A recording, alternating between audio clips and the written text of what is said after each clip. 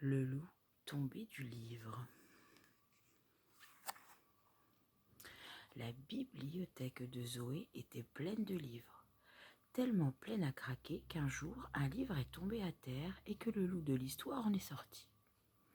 Dans le livre, c'était un loup terrible, tout noir avec des dents pointues. Mais tout seul dans la chambre de Zoé, une chambre inconnue, le loup de l'histoire avait très peur.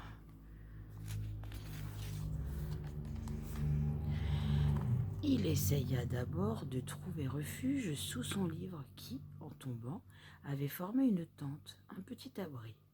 Le problème, c'est que dans la chambre de Zoé dormait un énorme chat qui, à la vue du loup, se pourléchait déjà les babines.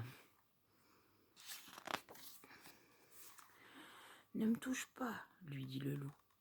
Dans mon livre, je suis un loup terrible et tout le monde a peur de moi. Peut-être, répondit le chat, mais ici tu n'es pas dans ton livre. Tu es dans la chambre de Zoé et c'est mon territoire. Le loup avait si peur qu'il tenta de retourner dans son livre. Mais un mouton le mit à la porte du livre parce qu'il arrivait trop tôt dans l'histoire. Qu'est-ce que tu fais déjà ici? Tu arrives beaucoup trop tôt. Il n'y a pas encore de loup dans cette histoire.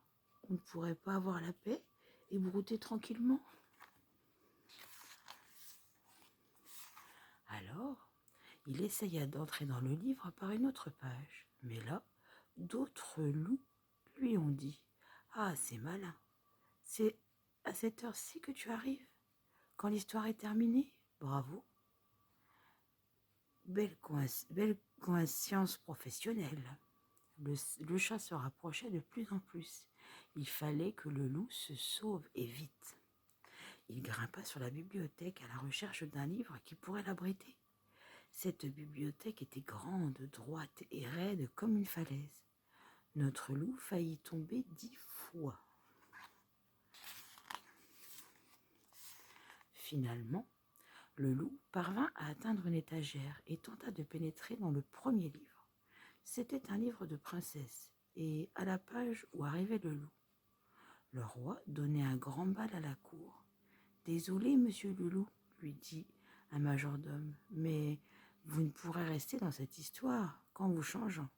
Mettez un costume ou une robe de bal. »« Une robe de bal ?» répondit le loup. « Et si d'autres loups me voyaient, de quoi j'aurais l'air ?» C'est ainsi que le loup fut mis à la porte du livre par les majordomes, mais à l'extérieur, le chat l'attendait toujours. Il tenta alors de pénétrer dans un second livre. Dans ce livre, tout était étrange. Le monde ne ressemblait à rien de connu. Soudain, il sentit une présence derrière lui. C'était un dinosaure qui lui dit « Mon garçon, tu ne vas pas pouvoir rester parmi nous. Tu t'es trompé d'époque. Fais-toi remplacer par ton ancêtre, et puis c'est dangereux pour toi ici. »